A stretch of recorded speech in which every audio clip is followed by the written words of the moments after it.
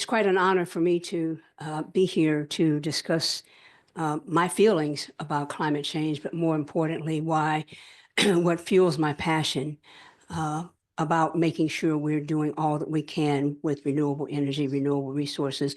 And so the climate change is doing us now. We need to make sure that we stop that. Let me say something about this whole notion about woke being something bad.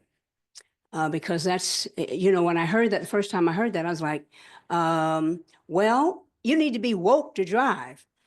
You need to be woke to work. You need, there are a number of things you can't do, sleep. And so I don't understand what people's problem is with woke. And I ask people that, what's your problem with woke? What's your problem with woke? So yeah, am I woke? Yes, I am. I am awake and I intend to stay that way. As was previously stated, I am former Senator Pat Spearman, former President Pro-Tempore of the Nevada State Senate. I want to talk not about the statistics, but I want to talk about the real impact that remaining on fossil fuels is having on real people. When I was at the Pentagon, our team adopted the Ortho Award at Walter Reed, and when we would change from day to night, we had 2 days, we had a 2-day break. And what we would do is we would go and get several of them on a bus, and we would take them around Washington. You'd be surprised how many of them had never been to Washington, D.C., had never seen any of the monuments. And they were so excited, and they were just, oh my God, wow. And a lot of them were from very small towns in rural areas. And they would be, oh, thank you, thank you, thank you. Well, what stuck in my mind was a gentleman that I was walking with, he and his fiance, and he was in a wheelchair. He's a double amputee. And he was so jovial. And I'm thinking, wow, you have to have, it's got to be a psyche of iron. And he turned to his fiance and he said, baby, show the colonel, show her our prom picture, show our prom picture.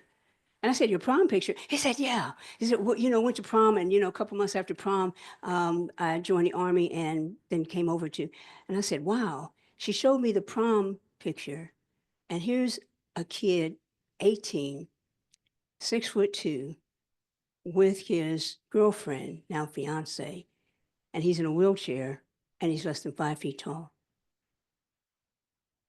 Think about that. Think about that.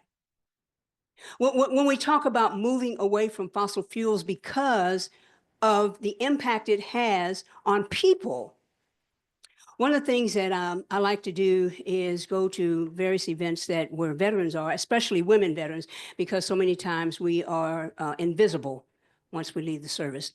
And I was at an event for women veterans, and after the event, this young lady came up to me, several young people came up to me, and when I say young, I'm talking about under 30. Okay. And this one young lady said, Senator, Senator. And I was looking at her and her eyes looked different. And she said, yeah, my eyes look different. I said, I'm just trying to, how did this happen? And she said, I was in Iraq and I was in a Humvee, and our convoy that was carrying oil ran over an IED. I said, wow. She said, our Humvee wasn't in the kill zone, but the blast of the IV flipped us 5 times. And she said, and each time it flipped, my head hit the side. My head hit the top. She said, my head was like a ball bouncing around in that iron contraption. And I was like, wow. And so she said, and so now, she said, I went to college and I wanted to be a business person, but I've got TBI, traumatic brain injury. And the results of that, it's not going away. It's not going away. Why do we need to move away from fossil fuels and make sure that we are doing all we can to protect the planet, to protect the environment, and making sure we are advancing renewable energies? I want to tell you a story briefly about the mother that I spoke to in Richmond, Virginia, whose 18-year-old daughter All she wanted to do was join the service. Her grandfather was in the service, her father was in the service, and from a little girl up, she was, I'm going to join the service. I'm going to join the Army. I'm going to join the Army. And she, at 17, she was in ROTC, junior ROTC in high school. 17, she joined the delayed entry program. When she was 18, she went to the MEP station, raised her hand, took the oath, and went off to basic. After basic, she went to Fort Lee, and she was assigned as assigned to the logistics department. Her mom said, "Oh, thank God, she's not going to be anywhere near the front lines," and she was just really happy. As soon as she finished that, she was deployed immediately to Iraq. And the mother said, "Last time I talked to my daughter was just before she went out on a convoy." And she said, "Mom," she said, "I don't know why we're here. The people don't like us." And she said she was crying. She said, "I don't think I'm going to make it back. I don't think I'm going to make it back." And she said, I kept telling her, "Don't say that. Don't say that. We're praying for you. You're going to make it." She said, "No, ma'am, I'm not going to make it." She said, "Don't say that. You're going to make it back." And she was on the phone with her. She stopped talking. The mother stopped talking, and she listened to the sobs of her daughter. And she said, "Well, Mom, I have to go now because the convoy is getting ready to leave." That's the last time she spoke to her daughter. Day, 2 days, a week went by. She had not heard from her. Until a little bit more than a week, the chaplain came to her door and told her that her daughter had been killed in an IED attack. And she said, I heard the words, but I couldn't fathom. I couldn't fathom my beautiful daughter. It was just a few weeks before her 19th birthday. She said, I could not fathom that. She said, and they sent her remains back to me. She said, but it wasn't my daughter. She said, I don't know what was in that bag, but it really wasn't a body. It was pieces. It wasn't my daughter.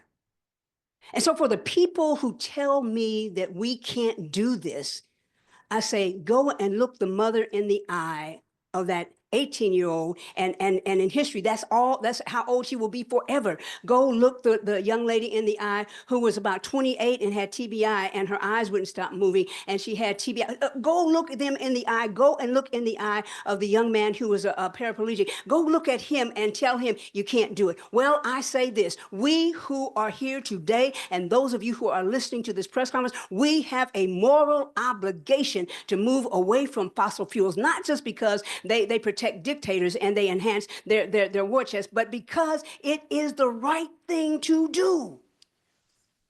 It's the right thing to do. The people that don't want to do it, I say, go join the military. You go fight in a war. But many of the people who are claiming that we can't do it are the ones that didn't serve in anything and would never serve in anything.